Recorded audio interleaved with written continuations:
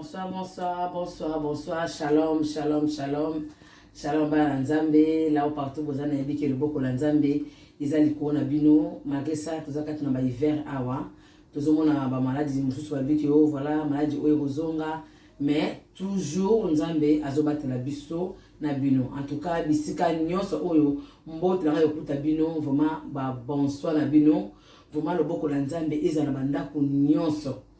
Lo yanga ko bakanga muke to banga te to kate kombo wana e panike bisote to utaka meme na Kongo pe to mona ba mani musube ya makasi ba typhoïde ba malaria bloka makasi mais nzambe azaka na biso pourquoi pas akozapeka na biso même na siko ne ba grippe de sala banda ko tout eza ya koningana na kati ba grippe alors yango na réfléchir que na bike non ngape na sala ma grippe zo sala nga mais na esala ke donc azo mela et sala ngape bien. Alors, on peut partager, on peut partager, on montrer et le connaît beaucoup ça là. Vraiment, c'est très dangereux, vraiment. Bata moko ya mabe. Bata ya mabe, ça moi trois sortes. Il y avait autre ça moko alelo. L'autre montrer comment on la gie à aloe vera parce que aloe vera ils a vraiment très bien pour la santé. Vraiment aloe vera, ils ont makamuza ou aloe vera ça la aloe vera les aboyés.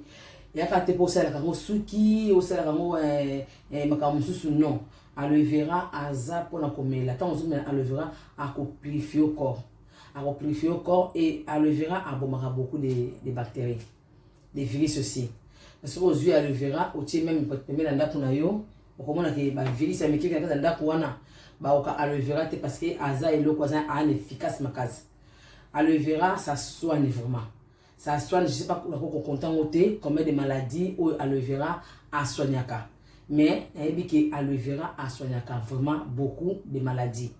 Des vertiges, des belés, vraiment, des colons. Donc tout, on a seulement un temps la cabouille, mais au moins la colonne il a déjà bouché. Et quand on a été dans ce lieu, comment boyer, on a les salons à partir à aloe vera à soigner puis à laver donc ça la pomme de non au salle détox quoi au salle détox na corps na yo na aloe vera ala vraiment il le cause tellement riche vraiment riche na baduto na biso bato alors on va la connaître comment ba ko sala jus ya aloe vera pour na ko melango et ezala bien et to ba ko sala jus ya biso aloe vera to ko sala mona curcuma o za curcuma alors curcuma ils a tellement bien la santé na biso curcuma qu'ils a bien pour la santé na biso et na kotia encore gingembre moké gingembre azana pour na ko chauffer corps et puis pour na ko bomba ba bactéries tant on zo ko melango na tout na ba temps oyo vraiment ils a bien vraiment pour na ba santé na biso donc na kati ya solution o ya aloe vera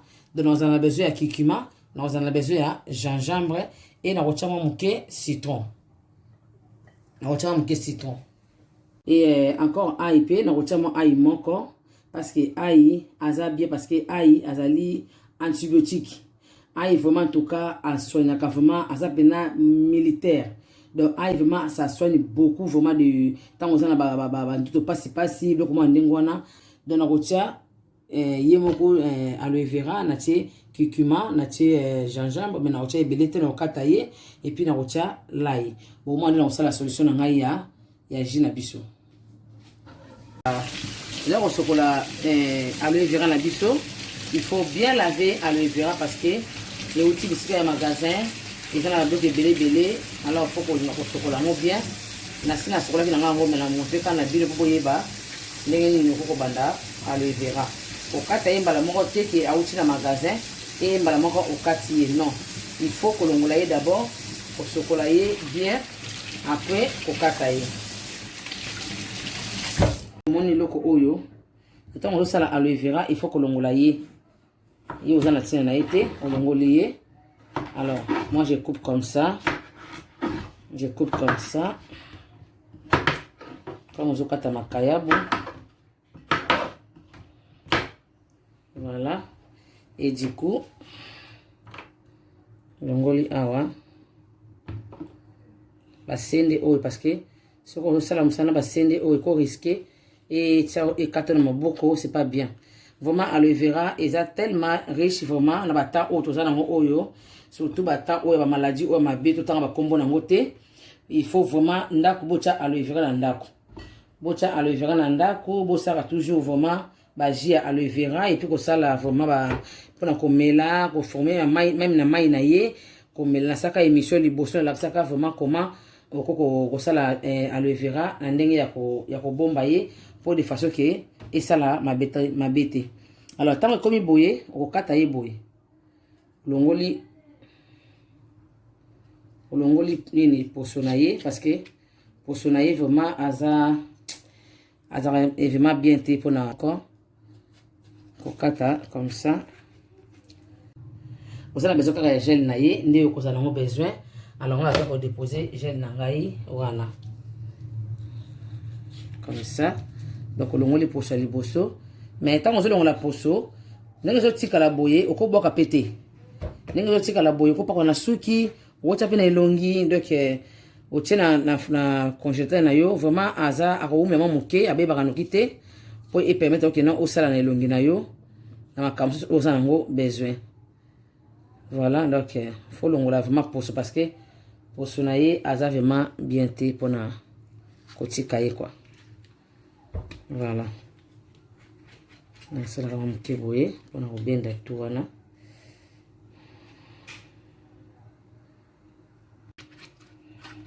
Si vous avez une difficulté à ko longola vraiment bien, au ça là on peut bonambeli. Au ça là bonambeli à longola peu bien. Voilà.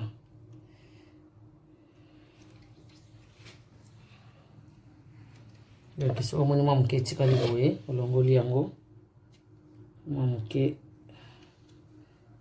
wana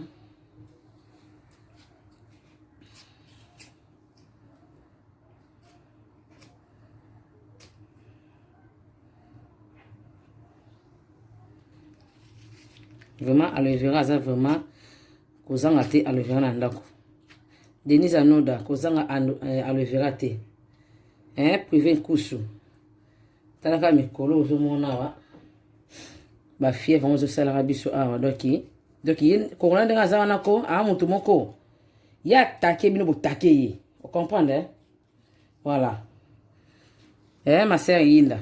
Suzy Inda. Donc il est pas dans yo mo penako donc attaquer bino botake ye. Donc tout à ce que banane o ba longa. Ya mutu pena ya militaire vraiment. Voilà. Alors ouais, je kata mon mike pour na ok rocha molinex. So pour link rocha ndi kati mike boye. Okupo rocha ikana mai ndi na kisaka mko mususu, rocha na mai. Avant na mai et a ça toujours beau na yona, aza amer. Mais amer on est amer mo méchant vraiment té. Ils ont méchanté, ils ont pena na ils ont penza bien. Pour na kolia to na ko monter ndenga mo na lia kango. Pour mo ndenga mo na lia kango.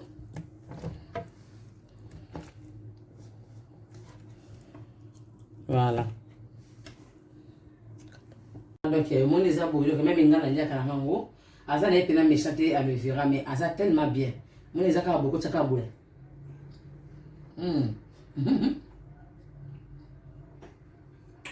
Quand on est bon, on est directement. Et puis, quand on est constipé, il faut aider. Il faut aider à malade. Voilà. Alors là, nous allons faire gingembre na biso. On a taillé. On a taillé na biso. Donc là, nous allons faire ça y est. On a taillé la poisson na moté. Et puis, nous allons faire kikima na biso. Vraiment, kikima aza vraiment atananda kuna yo kozanga kikima te. Pour na kodia ka ya pamba. Beso ko mono zana oya boete. Ce qu'on a là, il y a poussière, ma bépésate, même il y a poussière, ils appellent bien pour qu'on s'aille là-haut. Au jour où on a tout mon café, au sein de la main montant, au tient moi citron, au méli. Et vraiment, ça allait bien parce qu'elle est anti-inflammatoire, curcuma. Donc là, écoutez, curcuma la biseau. Voilà. Et là, on tient aïe moko, on est dans le baki, pour ça, on a qui ni la moins efficace. Alors là, nous allons coacher la carte à l'écran. Nous allons coacher pour tout caser.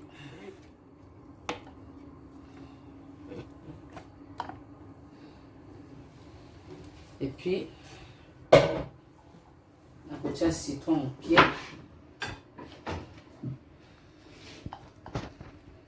Mon citron au pied. Voilà.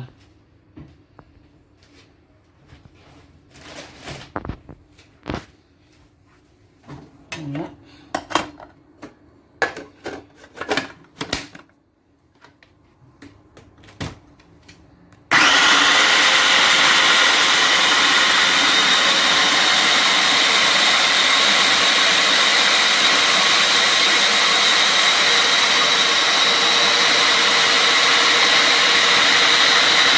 Donc là, on a aussi awa. Il faut filtrer bien ici na passoire. Tant que ça la bouillie, il faut bouger. Si vous bougez, moyen abîme bien et ça va. Alors il faut tourner comme ça.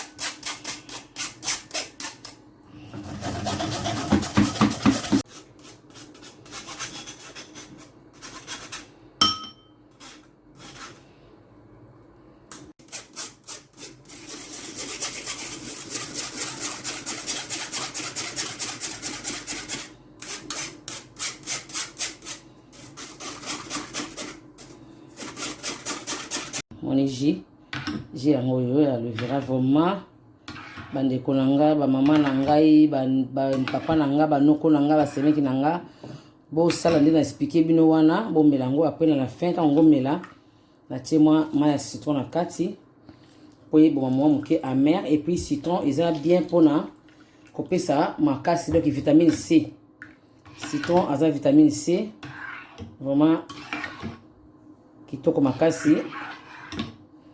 Si je mets dans sucre awa d'autres ont mis boye tant on ça sur comme on met yango là tu rejoins moyen ko kima grippe ya kima ya grippe oil tant on ça la oil bolo wana ya aloe vera et on ça la ke grippe oil et ils ont bino makasite ata eko ya na ngome e ko nyoko lo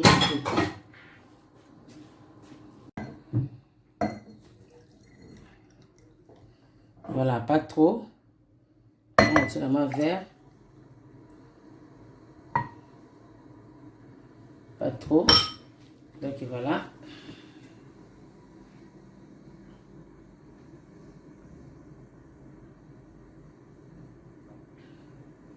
Voilà. C'est vraiment bien. De temps on met la boue et les autres qui pour beau vraiment. Beau loin les autres bon ma belé ba virus les autres pour aloe vera à sarnatel on ma virus. Ils ont purifié vraiment corps aloe vera. Vraiment bon salango parce que tant que la salaka, n'a montré au moins que non, ils ont cher. Mais, oui, il y a fait à maison, ils ont fait du toko parce que ils ont money, ils ont saliango, ils ont la confiance, ils ont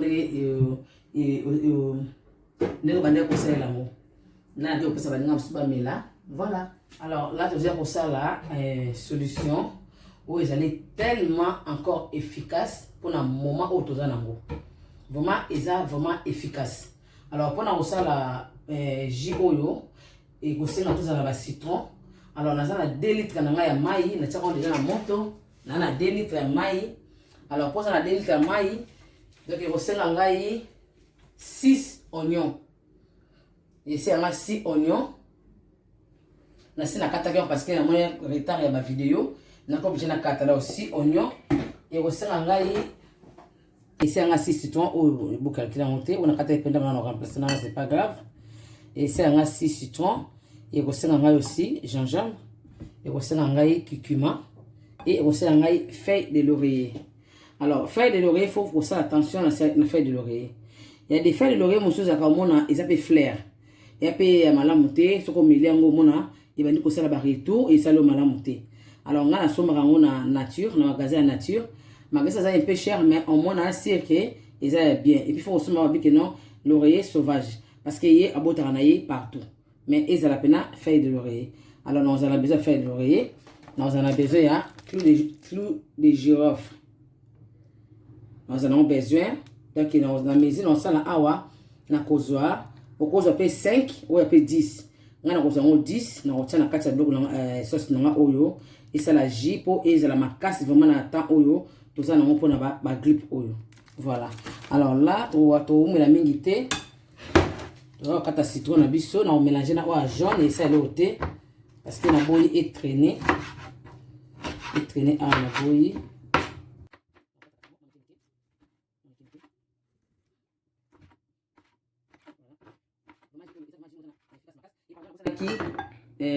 Muscade. Donc, il faut que tu aies un peu aussi muscade. Ils ont vraiment besoin de muscade. Et vous avez besoin de curcuma, j'espère que c'est le curcuma. Et puis, vous avez besoin d'ail. Bon, mais quand vous avez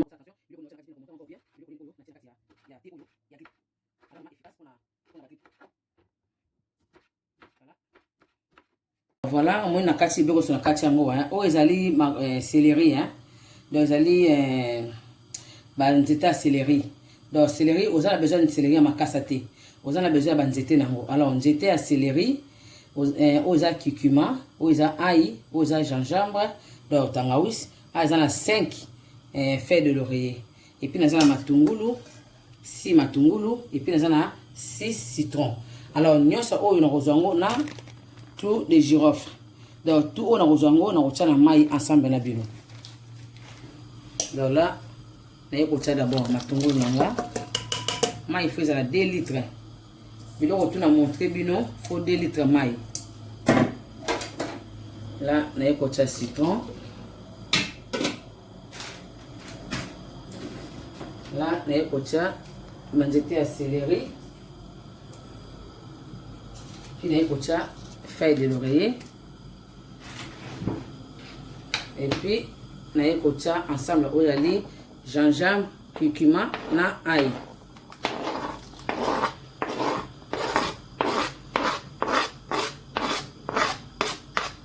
Voilà. Et puis, on a tous les girofles. On a compté en haut. Ça a besoin de 5 ou 10. Alors, si vous avez plus de girofle, il faut oyo. Au moins, il y a 4 heures. Les gens sont efficaces. Si vous avez des athées, donc ils appellent qui toko, il faut le cas pour la autre qui toko. Alors, on a tiré encore 2, 3, 4, 5, 6, 7, 8, 9 et 10. Voilà. Là, c'est bon. Et à la fin, il y a muscade. Parce que pourquoi muscade? Muscade, c'est un qui mais il est efficace pour nous autres. Quand on a la grippe, pourquoi ça s'appelle muscade? Moi, je suis au milieu, et ça s'appelle madame pour la grippe. Alors, on a muscade, pas trop. Voilà. Et on a pendant 25 minutes. Pendant 25 minutes après, tu as mélange. Voilà. Donc, on a été dans le biso de quoi. On a biso vraiment évolué bien. Pour ça, on prend finalement pour la côte à goût bien. Donc, si on a mélange, si on a lingi comme la personne au lingi, on a boy, on a matungulu, tant on met les maïs ici, on va commencer. Bamatungulu etikali so mongi moite ozuka supune ya pamba omeli. Là c'est pour un niveau oyo naza kotia miel na biso. Alors so pour lingi à chaque fois mela bo tia miel nga lokola nanda pour sepela tia ngaka miel mbala moko. Donc là naza kotia miel.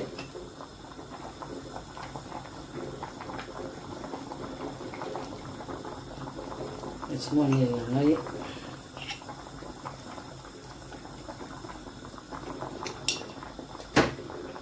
Voilà. Et tournons très bien. Normalement 25 minutes. On a zaboué à 25 minutes. Tout mélange ba maman na bata oyo. Tout mélange et au sala biso bien. Et tant au sali boye, au bon de nzambe, nzambe yondo sala au sala biloko oyo et ali mutasala ngwazali te. Yondo kela yango.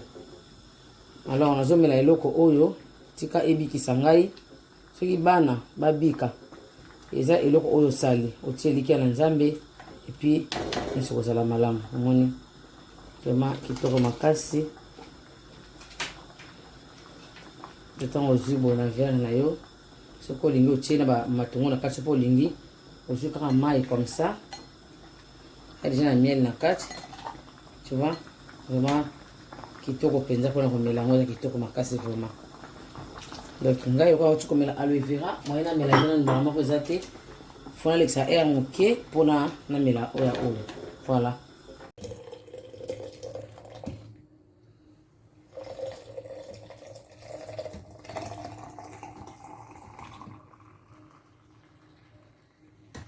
Wow.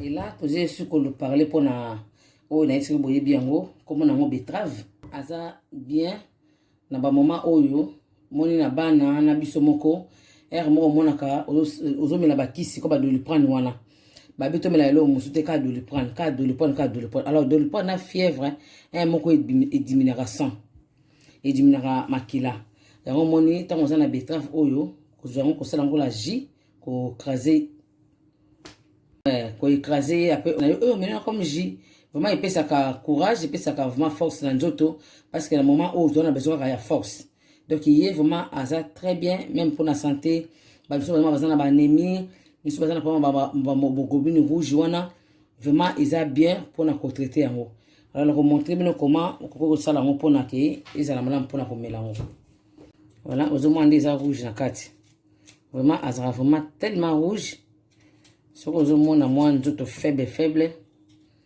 ko sala ngo komela mais biloko ça montrer wana tango sala ngo c'est pas que pour melambala moko te donc tango to sala ngo ezaki na lakisi oya lingi asala oya lingi musako ba mo voilà ngana sala aloe vera asali jine aloe vera na fe na ngo fo tshaka miel na suka ya jus aloe vera wana fo tshaka miel voilà donc longoli ngo ba poso na ngo bien comme ça misu ba tshaka pe oyo basi ba sala ngo basi ba tshana moto mais ngai na préférera nga oya boye nga moko na zui na katiye na kimeke donc là na osala verre moko musu na otika na osala verre moko yango lobi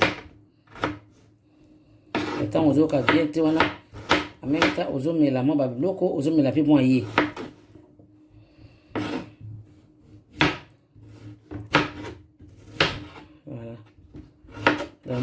tanda za rouge vraiment rouge vraiment ça makila vraiment bien nzoto tant on met la trop de le prendre aussi la fièvre et diminuer un peu le sang et puis ça va être faible donc ça lui moi betterave na oboye au krasango baye to sala elobi donc ngala saka la so na ko sala ngona wana ndi na zui yango na salle so ça a besoin de monter na osala pété voilà et ko chama boye ba ngai tout moi gingembre moké azala pona gingembre pour moi grouper pour ça moi goût moké chama moi gingembre moké na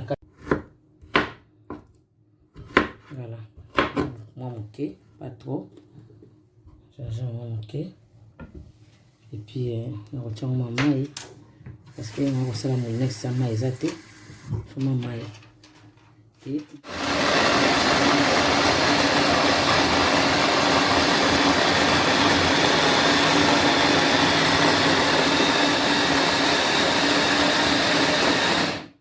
voilà de filtre en haut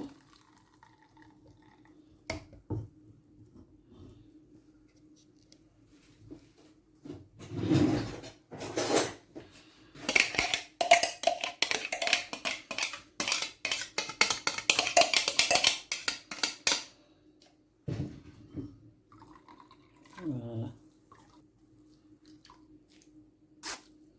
ngau ta wetse ka lepe mo se be na boka na ngotse na ko tsona moto na chauffe mo moké na ko mo yango lokola moko ma poto c'est bien aussi voilà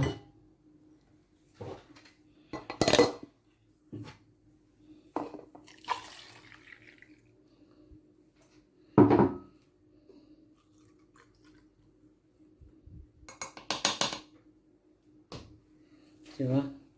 Donc vraiment kitoko makasi na temps oyo faut sala ka boye mingi komelaka. Donc osali bozo mela ma biloko na lakisi wana et puis ozo mela ma po ipesa ngo juste makasi moi ba makila musu ezo kita wana ezonga na place.